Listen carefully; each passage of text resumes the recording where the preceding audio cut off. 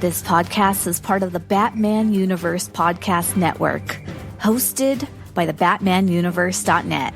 Check out everything related to Batman and the entire Bat family at the BatmanUniverse.net, including news and original content related to comics, movies, television, merchandise, video games, and more. Also, check out some of the other unique podcasts that TBU has to offer. Consider supporting this podcast by becoming a patron on Patreon. Even $1 can go a long way in supporting this content that you enjoy. Look for a link over at the BatmanUniverse.net to offer your support now. And now, on with the show. You don't like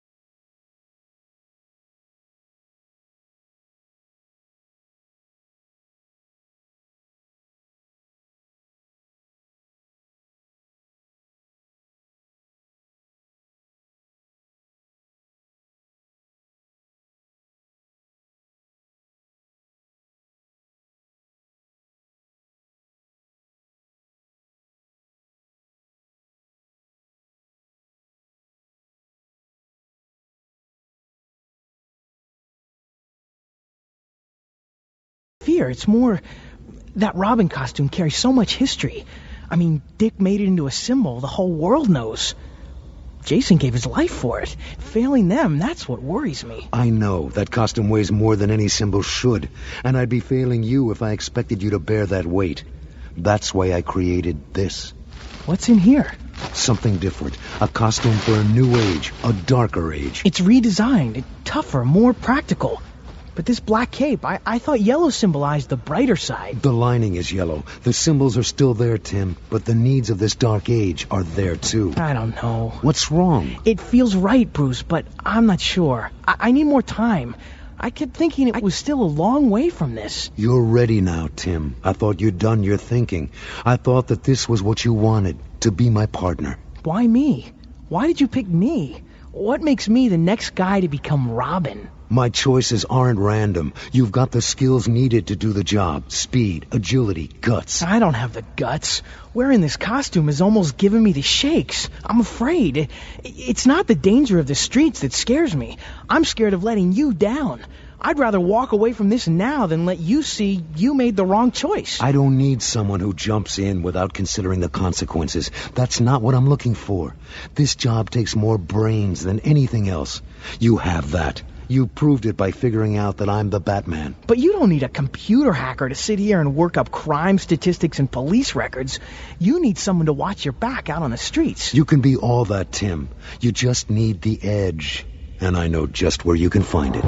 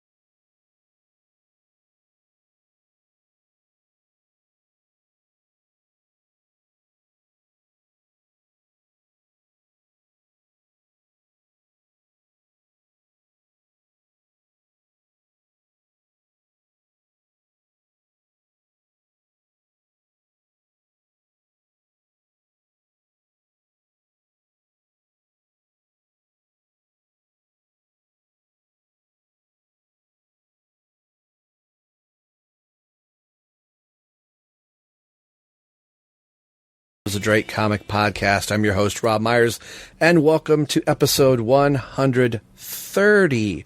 Emphasize 30. See, I've been away from podcasting so long I sound like an idiot, but this show is brought to you by the BatmanUniverse.net, your home for all things Batman and Robin. We're also associated with Batman on Films Podcast Network at BatmanPodcastNetwork.com. You can get a hold of us on all the social media outlets. We are on Facebook at Facebook.com/EveryoneLovesADrake. We are on Twitter at ELTD Podcast. We have an Instagram page, and you can check us out on YouTube. Just search Robin Everyone Loves a Drake Podcast. That is where Terrence is helming the YouTube channel. Speaking of Terrence, we've got Terrence on the mic tonight. Terrence, how you doing, sir? It's been a while. Yeah, it's good to be back. I've been all over. I've even been to Ohio, where there were two of us in Ohio. Right. So, and the highlight of my trip was going to the Superhero Creamery in somewhere in Kentucky. I don't even remember the name. I put a video up on the YouTube channel, and all of the flavors. It's a comic book store / pottery store / collectible store / yogurt and frozen yogurt and ice cream store. It was the coolest place, and all of the flavors have like a comic book inspired name, like Black Cherry Canary and stuff like that. That wasn't one of them. I can't remember what they were. Like it was like I can't remember some. In the video I show all of them, but my absolute favorite one, they had like a little picture, a cartoon of like Two-Face from the Dark Knight movie, but it's like cartoon styled of Harvey Dent, and the name of the flavor was "You either die the hero or live long enough to see yourself become vanilla." And that was the vanilla flavor, and I thought that was fantastic. Yeah, that's awesome. You got to hear him briefly there. Ryan is on as well. How you doing, Ryan? Hello, I'm here. I kind of, that's a good pun, but they could vanilla. All that work for vanilla, like vanilla, it could have been like chocolate cinnamon. Like cinnamon, at least rhymes with kind of rhymes with villain. Live long enough to become cinnamon. Like there's something else. There's something else that they could have done there. We need to write them a letter. I was thinking it would have been like half and half, like chocolate with a swirl. Yeah. Well, I didn't know if it was like vanilla. Yeah, you could do like a Two-Face ice cream. Vanilla, or if it was supposed to be just vanilla is just bland and plain, and you become boring. I didn't know, but I enjoyed the reference. So we had a good time. And you got to see the Hall of Justice. Yeah, it was closed, but at least we got to see the outside of it. Boo. So yeah, and the inside of that thing is not what the entryway is kind of what I expected, just looking at how tall the building is, which, like, as you're walking up to it, you're like, man, this thing is friggin' enormous. Even just driving up that long drive and seeing, I can remember, was the fountain going on while you guys were there? It was not. So we were able to like sit in that area and take pictures and stuff and be right in the center of it, which was kind of cool. But it's like a huge museum in there. They've got all kinds of stuff. So I didn't realize what it was when we were first going. But I think we spent 2.5, almost 3 hours in there just checking out all the stuff. They have this huge, like, gigantic train set down there that is for the Cincinnati. You can get like the history of Cincinnati through this like little train museum that goes around in there. So it's really cool if you get a chance. And I can kind of say that I kind of feel like Ryan now to actually be in the same state as Terrence, but not actually see Terrence. Well, and I told Rob this story off mic. So we were having dinner as a family, and we're talking about going to Ohio. And even though we'd be in Cincinnati, let's make sure not to visit Rob. Yeah, family decision. Rob's up by Toledo, right? So how far is Cincinnati for you? It's probably about 3 hours. It's about or so? 3 hours. Yeah. Yeah. If we move with purpose, we can. I've done it in 2 hours and 45 minutes, but that's like zero traffic issues. Yeah. So Danielle, who's 15, my daughter Danielle, she goes, Ohio. It's like, are we going to see Rob? And I was like, no, because even though we're in the same state, it's not like he's right there. It's still a little far away. You're just like, how we don't see Ryan? We'll do the same thing for Rob. That came up. So it goes.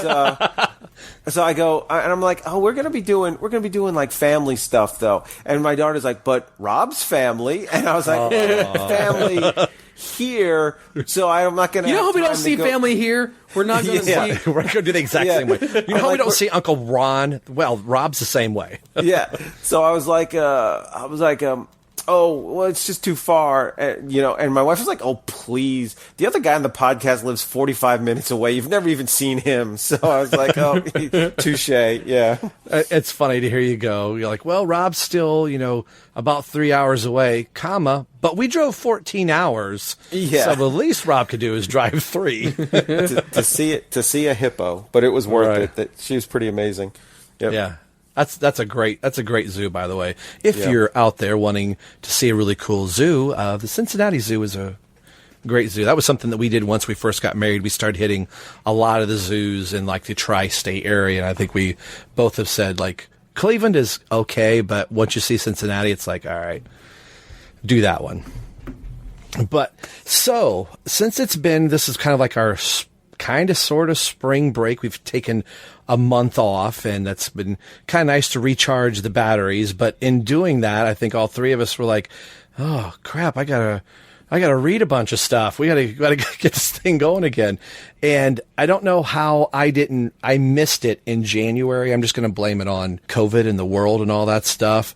But a milestone had kind of come. I don't know if it got a whole lot of attention on Twitter and stuff. I'm sure it probably did somewhere, but we've already celebrated, not we, but the 30th anniversary for the original Robin miniseries. Robin 1, if you're going by Roman numerals, was back in January of 1991. And when Terrence had sent the message to Ryan and I had forgotten that the very first issue of Robin 2, Joker's Wild, actually was released in 1991 in December. Now, the rest of the issues went on into 1992, but I don't know if I had checked that out of my memory or whatever, but the 30th anniversary for both of those issues is, I guess you could say, currently going on. Technically, we haven't got there for December yet.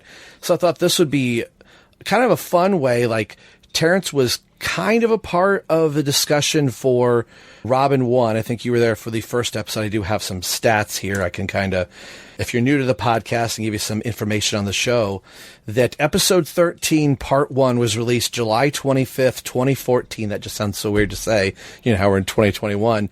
Terrence was on that episode.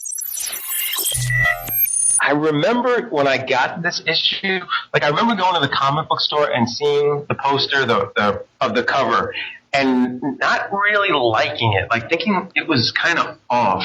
Then when I read the issue, I didn't really like it. And then now that I've reread it recently, I kind of remember how much I didn't like this issue. And I don't know if you're going to get mad at me for not liking this or you loved it and we have some counterpoint. But on the cover, the cover bothers me. Even now, looking at it, I just feel like they've got the spirit and the essence of Tim Drake all wrong in this. Now,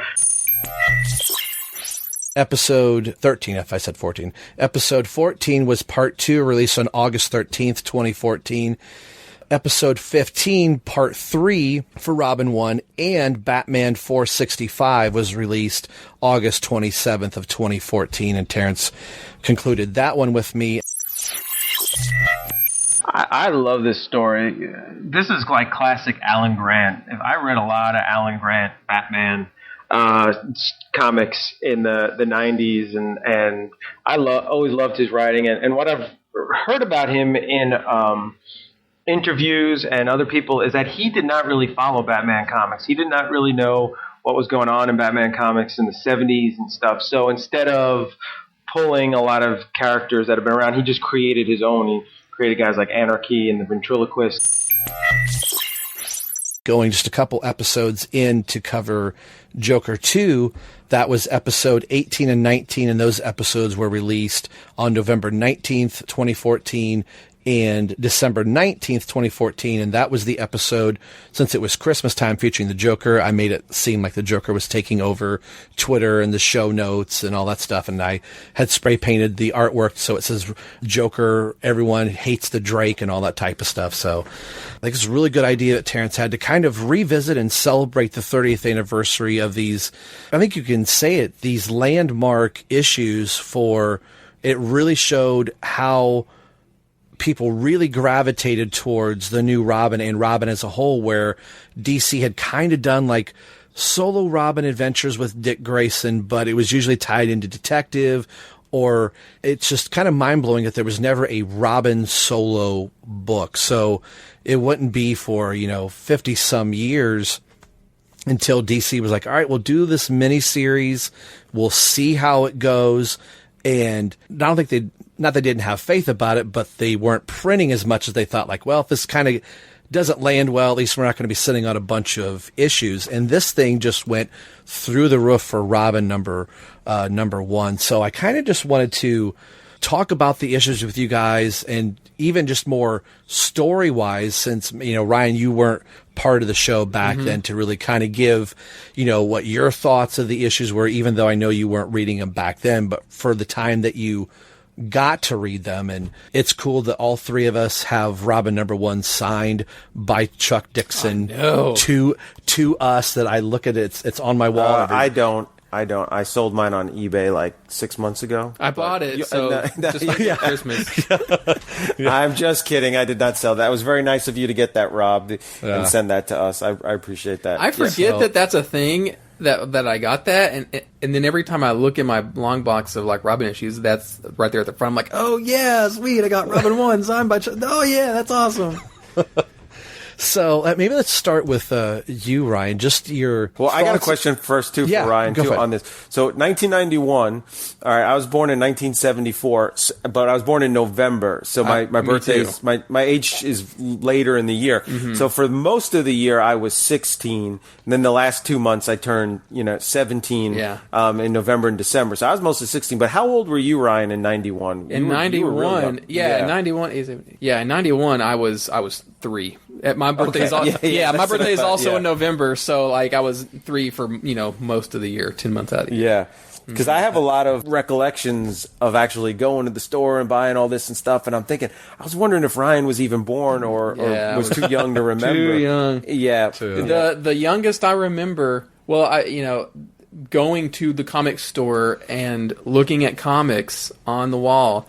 It was that glorious, weird mishmash time. When I would go to the stores, like that 93, 94 Nightfall era, right? I remember being in the comic store, seeing Batman 500 as it was first released. There was a big rack wall full of the foil, covers of Batman 500, and there were tons of action figures of the Batman the Animated Series. I vividly remember like all that being in the store around the same time. Like the big parachute, like Batman. Oh yeah, that's in the orange suit. Orange suit, yeah. I remember seeing that, and I think that might have been one of the deluxe figures, maybe. Yep. I remember just being like, "That one's the deluxe one. I got to get that one." And Batman 500. What a glorious time to be a like a 5-year-old or whatever. Yeah, what a great time to be alive. Yeah.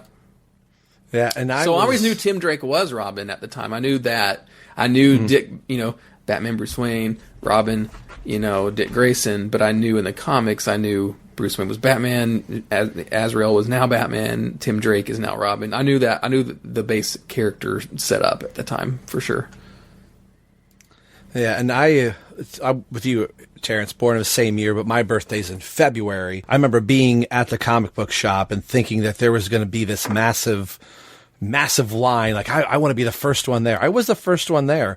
I was the only one there. Like the guy opened the door, was like, "Did you think there was going to be a rush?" I was like, "Yeah, Robin number one's out." He's like, "We've got plenty. Hold your britches." And then, like Terrence and I were talking off mic, like this thing just exploded. It got a second print, a first print, a third print. Oh, like you mean for the main series or for the miniseries? Miniseries, yeah, okay. The miniseries, yeah. See, I had the exact opposite, because I was going to the comic book store every Thursday or Friday, because everyone talks about Wednesday comics, but where I grew up, it was always Thursday. I think Wednesday they got them, but Thursday was when you could actually go in and pick up your books. And like, to take everybody back a little bit, 1991, the beginning of 1991, comics was very different than the end of 1991. And like in the beginning of 1991, the hot books were Todd McFarlane on Spider-Man. That was selling gangbusters. That I was looking at the comic sales. That's like the number one selling book for like the first 6 months of 1991. And then Jim Lee was on X-Men, and then Rob Liefeld was on X-Force, and later in the year, X-Men #1 came out and became the largest selling book of all time. But like the beginning of 91, it hadn't got too crazy yet with like a million variants and hologram covers. And then in the end of 91, it was like full on like Robin 2. We'll talk about like craziness and then by the end of 91, those guys left to form Image Comics, and then 92 starts Image. So it's like 91 is this like crazy year where it like started kind of normal and then went insane, especially with that X-Men. And I do remember going to the store that week to pick up my books, and there was a line to pick up books. And that wasn't always very uncommon because the place I went to was pretty busy and they offered the best discount around. So the day books came out, it was like everyone was getting Robin. There was a poster. There were people complaining because it was sold out and they wanted to get it. And the guy was like, "Look, you didn't have this on your pull list. I gave it to the guys on the pull list first."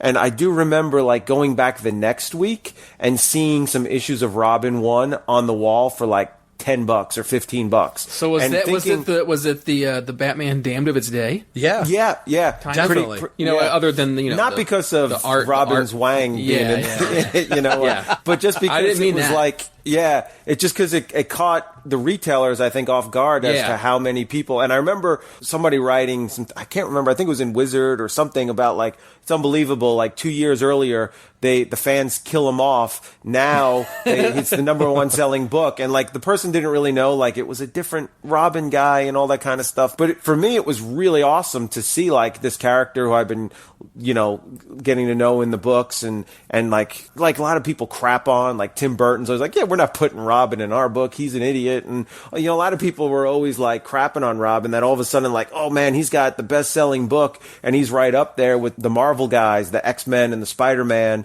Was pretty awesome. But going back the next week and seeing that book on the wall for like $10 or $15, and stupid me, I was thinking like, oh gee, I guess someone sold back their book, not thinking like the guy who owns the shop, kept 30 of them in the back because, oh no, I sold out. But oh yeah, next week there it is for 10. This is why people get so angry at comic book retailers and stuff. I remember that poster because it was the cover of Robin #1 where he's got like the cape up on his eye, and you just see his eyes and Batman's in the background. Like it was like, man, I can't believe it. It's like, this is all for Robin. This is amazing. And then I think I bought all the printings. So they have like the little Roman numeral 2 to show that it's a second printing and stuff. Yeah. But when did you kind of get or pick up, Rob, that it was becoming a big hit? Since I guess you went and you were the only one there.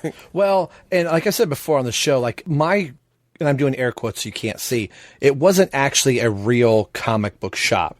95% of the store Nothing's changed, has it, Rob? Yeah. Right. Yeah. Erica, right.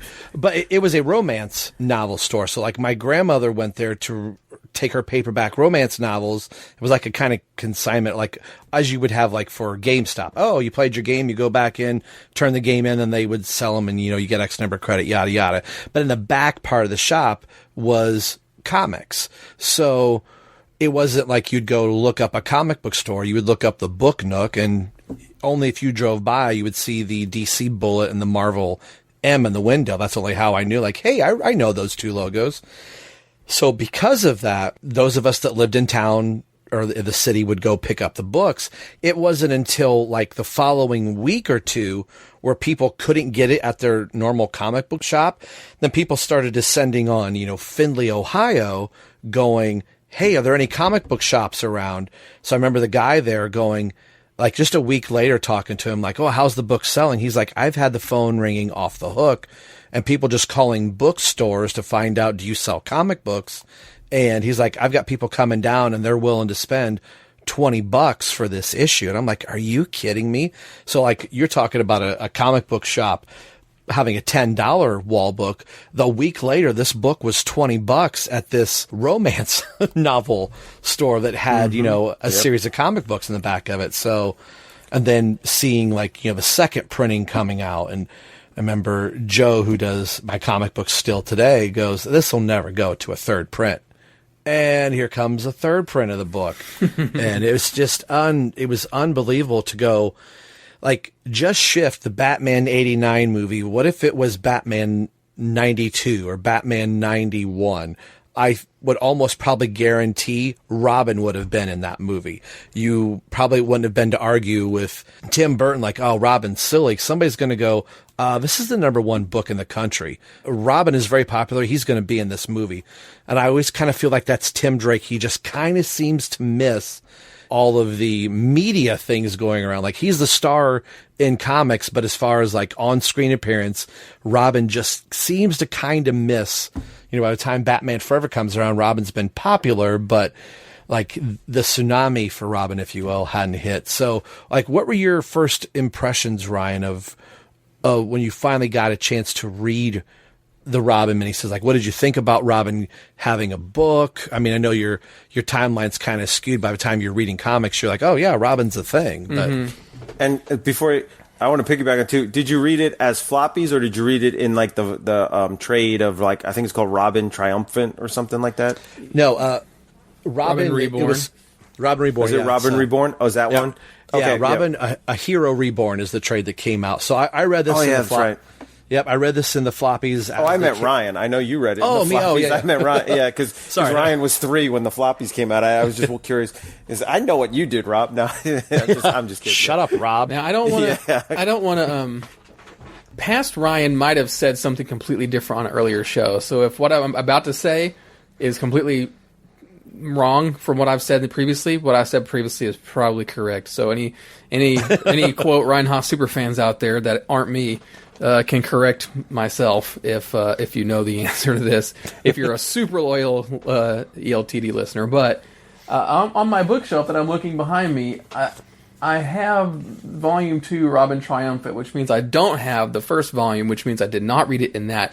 But what I do think happened is that when I became a listener of ELTD, what I did was I just listened to the show and I read everything that I hadn't read along with the show as I was listening to the episodes. That sounds familiar. And I think I did own the hard copies of the Robin miniseries back a few years prior, but actually had never read it because I just didn't get around to it and didn't really know the reading order of stuff, although it's the first one. But there are obviously a lot of issues that lead up to it, which ELTD is really helpful for, because even people like Rick Shue back in the day was like, man, I need to figure out how to read Robin and Tim Drake specifically. And right around that same time was when those really nice Tim Drake trade paperbacks started to come out. So I was like, oh yeah, just start here.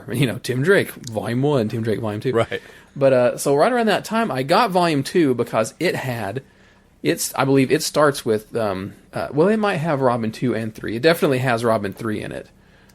Because that's the one that I did not own any of. Robin 2, which we'll get into a little later, I'm sure, is like, I remember getting tons of issues of that as a kid because we've talked, we'll get into that here a little bit. But for Robin 1, I had the issues, but with the show, I think what I did is I went ahead and I splurged on, I splurged on one of the earlier trades that had all the issues in it. Because there was an older version that had just Robin 1 in it, and I think I read it that way.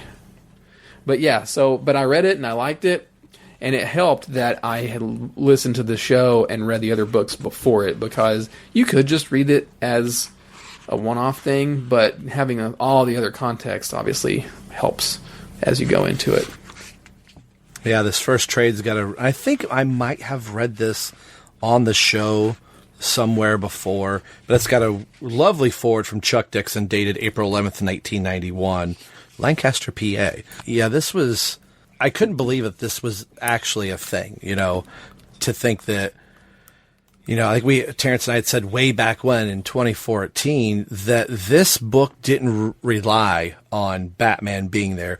It's like you picked up from the previous Batman issue of Meet the New Robin, and you got like one page of Batman saying, all right, you're going to go off and you're going to go train, and then you don't get a single Batman the entire book. And that was really kind of cool, being a Robin fan, going, this really is a solo Robin book. And I don't know if you felt this way, Terrence, but I remember reading it going, okay, when's Batman going to show up? Like, Robin's going up against King Snake, and Robin's probably not going to be strong enough to beat King Snake, and Batman's going to have to come in and save the day. And, you know, spoilers, if you've been listening to the show long enough, you already know that doesn't happen. Batman doesn't have to come in and save the day and go, okay, Robin's not as strong. Like, Dixon really put time in to crafting this character that Denny O'Neil and Marv Wolfman had helped start, that Dixon really comes into a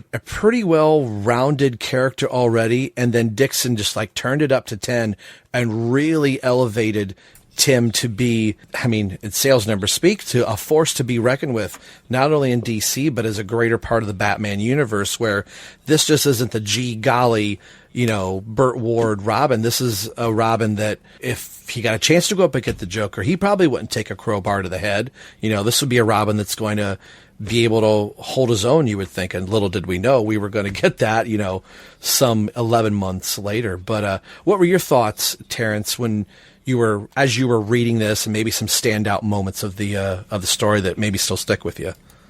Yeah, and in classic Terrence fashion, I'm going to completely avoid your question and give you more information, because I was looking through it. I think there's at least 3 printings of Robin 1, issue 1. There may have been more. I remember the feeling bad for the people who got the second and third printing, because the first printing comes with the free poster, and it says right under the N in Robin, free poster inside, but the second and third printings don't have the poster, and instead there's like an explosion bubble that says the adventure begins, and then the Comic Code Authority little thing there. And I wonder if that was trying to like, I don't know why they had to put like a little explosion thing there. To answer your question, I was 16 when I read it, so it's kind of hard to know 100% 30 years ago what exactly. God only knows what thoughts were going through my 16-year-old brain about other things. I think I kind of remember that because it's in Paris or in the Eiffel Tower and everything, I thought it was more of, this is going to be a how Robin gets trained story, and that because they weren't in Gotham and Batman wasn't, he's on the cover. 3 buildings away. Yeah, he's on the cover, but he was on the cover of every DC book in 1991. Like they put Batman would literally. I've got books where like literally Batman's on the cover of a book and he's in like one panel of the book, or he's just mentioned. Like he's on the cover of Superman instead of Superman. It's the house that Batman built. Sorry, it's true. Wonder Woman issue 125. Hey, Batman's on the front cover. That's odd. Everything. And if there was a new book coming out at this time, you knew that within the first 5 or 6 stories, there'd be a Batman team up or a Batman cross. It was just, he was and still is the moneymaker for DC. But yeah, I think because it was in Paris and Batman was pulled out, I wasn't thinking Batman was going to show up. In fact, I was kind of thinking like he's kind of on his own out here. He's going to have to deal with this stuff on his own. And I'm trying to remember. I know I should know this one, but who was his Carl or Hank? Who was the guy, the African American that he was with? That was kind of his partner. His family had been killed by King Snake. I really dug that character.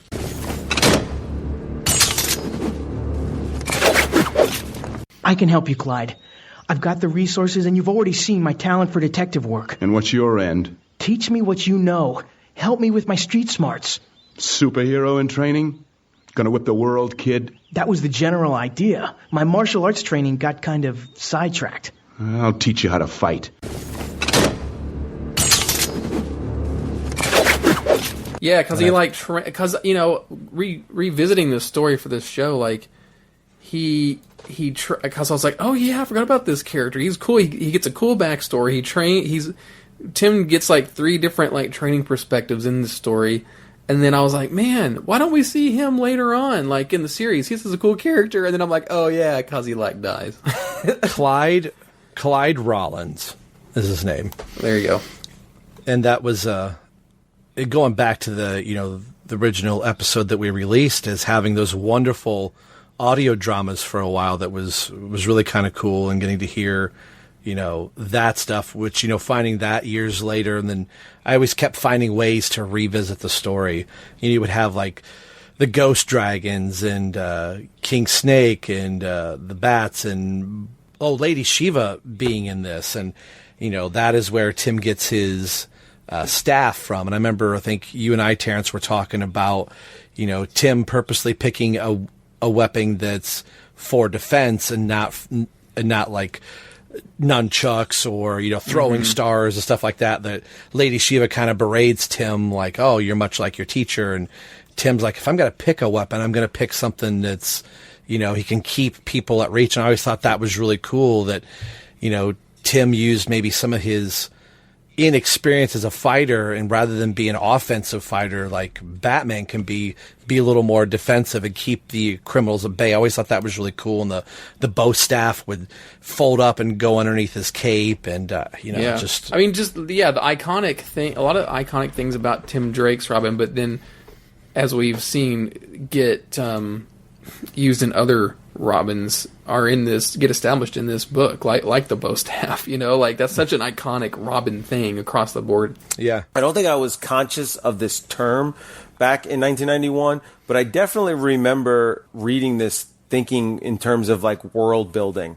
Like they were building a supporting cast, building a world for Robin, and probably a lot of that's how a lot of books would always start. If you read, Booster Gold #1, you're like, okay, well, this is going to be his buddy, and this is going to be his nemesis, and this is going to be his neighbor, and this is going to be his love interest, and this is the comic relief. And so I know I was looking at that a little bit towards Robin of like, okay, King Snake, he's going to be his villain, his Joker, and all, Lady Shiva's that person who's like, are they a good guy, but are they a bad guy? But I don't know. And they, anti-hero kind of thing. So I think I might have even thought like, are they going to move Robin to is a dumb idea, but are they going to move Robin to Paris? Like, is comics have done crazier things. I mean, they really did that with Batman, Incorporated.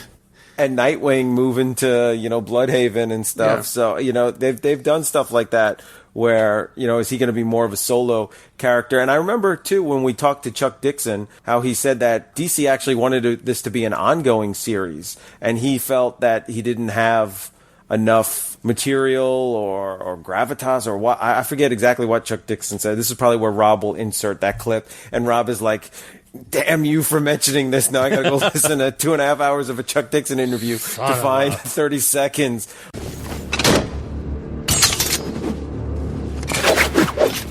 The second part of the question, as the Robin miniseries kind of goes by, I know like for the three of us, as kind of they were coming out going, it'd be great to see a Robin, full-blown series. Was it always like, let's see how Robin 1 does, and then because of its popularity, Robin 2 happens?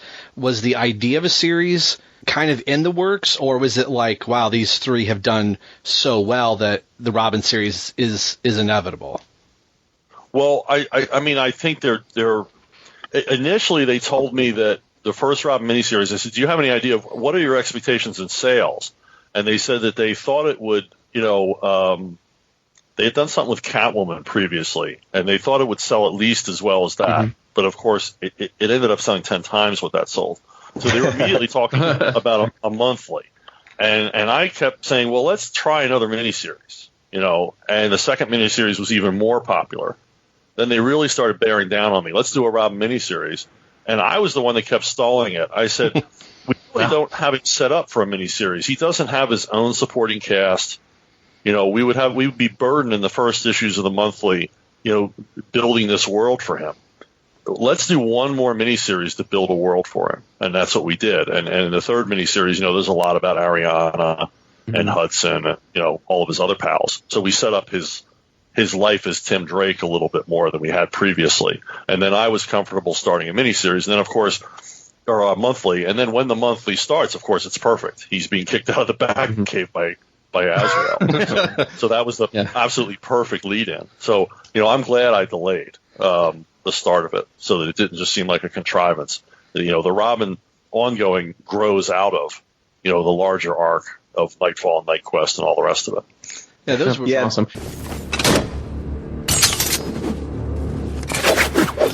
But do you remember him saying something like that? Like he was the one who said, let's do this as a miniseries because I don't know if I can do it. And then he does 200 darn issues of Tim Drake stories. But well, didn't that come up a lot where it was like Dixon was kind of shocked at the leeway he was given with being new? Because this is the other thing, like, wasn't this like the first major DC work Dixon did?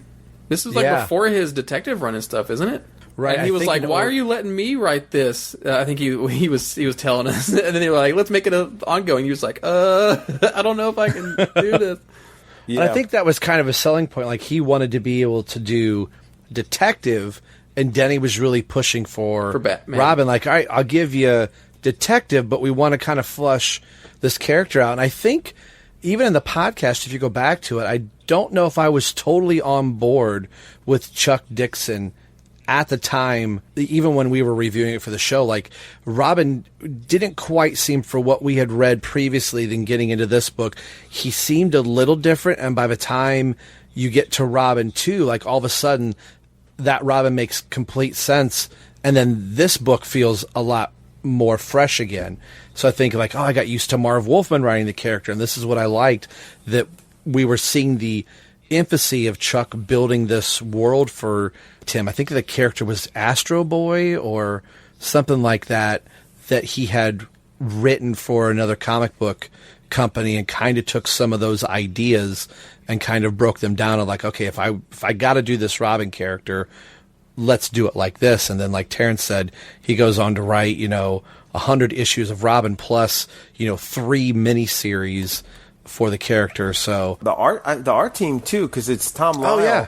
I don't think he was doing any, and he just recently passed away, and he was a really nice guy, because he had, I had talked to him on Facebook a couple times, and one time I posted, I think it was the cover of Robin 1, and I said, like, oh, awesome Tom Lyle cover or something, and he wrote me back, and he's like, no, that's actually Brian Bolin. I did the interior, and I was like, oh, I'm so sorry, and he's like, no, it's okay. Like, he was really, and I think he died, like, really suddenly, like a brain aneurysm or something like that, where it was just unexpected. But he was a really super awesome guy, interacting on social media with me personally, and I would read the stuff he put for his other fans. So was, Norm Brayfogle, who was also such a huge influence on this book. You're just talking about Tom Lyle. I've got a poster. I know I've shared it a couple times, and I'll share it for this episode too, of Robin in the sewer holding his bow staff out in front of him, which I think was actually a poster that came out for Robin 2. But for the longest time, in my eyes, Tom Lyle could do no wrong.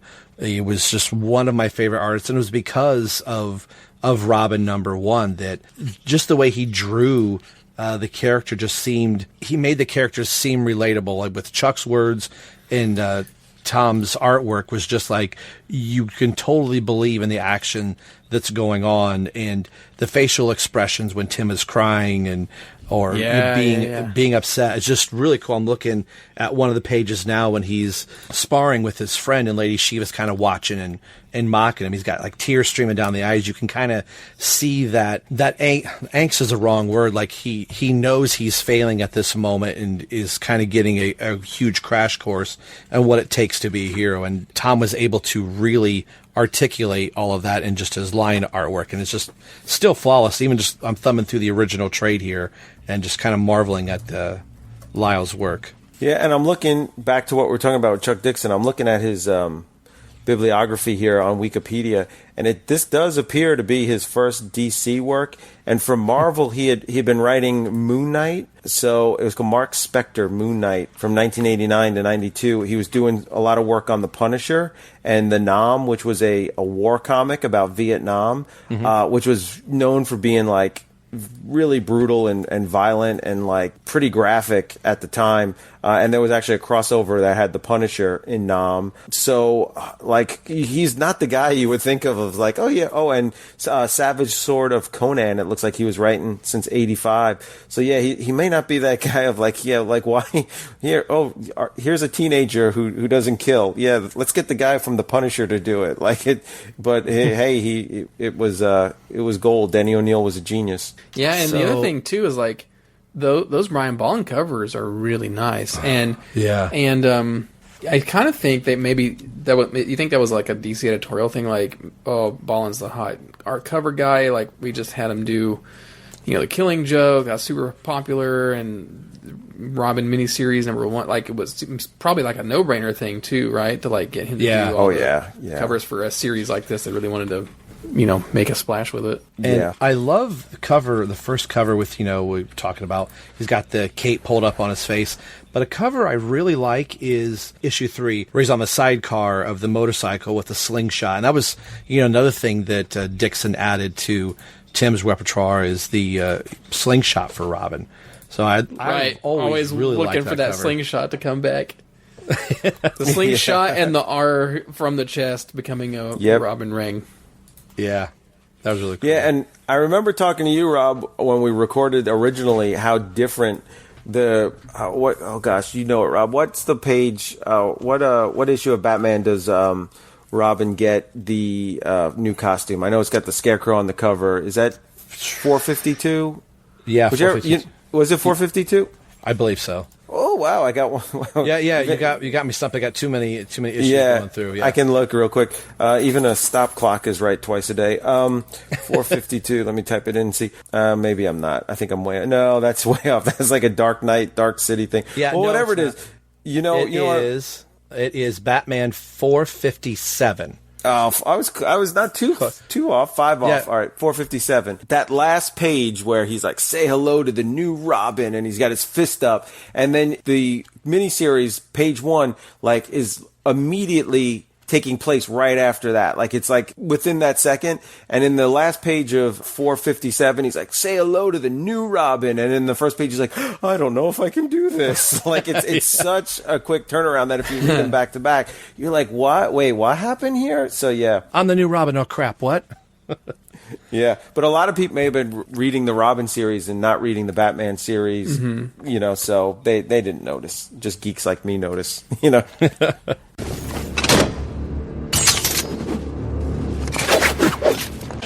Okay, look, if you want to just keep doing the same old thing, then maybe this idea is not for you. I, for one, am not going to compromise my artistic integrity. And I'll tell you something else. This is the show, and we're not going to change it. Right? How about this? Well, I think what George was trying to tell us, this is the end of the show. So this is going to end part 1. We originally were going to do this as part 1, part 2. But since we've kind of let a month, almost 2 go by, we're going to bank a second episode out of this. So we'll go into part 2 of essentially the 30th anniversary of these 2 books. And the second book being, of course, if you know your timeline for Tim Drake, the second book would be Robin 2, The Joker's Wild, which we've already covered on the show. But again, I tip the hat to Terrence. This was a great idea that both of these books are celebrating their 30th anniversaries this year. And it was a way to have Terrence and Ryan be able to give both of their feedback on these 2 issues, because Terrence was only on for just a sporadic couple issues and Ryan was not part of the show when I originally covered these books. So come back in 2 weeks and we'll cover part 2, which will be Robin 2, The Joker's Wild, with Terrence, Ryan, and myself continuing our conversation and celebrating the 30th anniversary of these 2 books. So on behalf of Terrence, Ryan, and myself, I'm Rob. You've been listening to the BatmanUniverse.net, your home for all things Batman and, of course, Robin. But more importantly, you've been listening to Robin, Everyone Loves the Drake comic podcast. We'll see you in a couple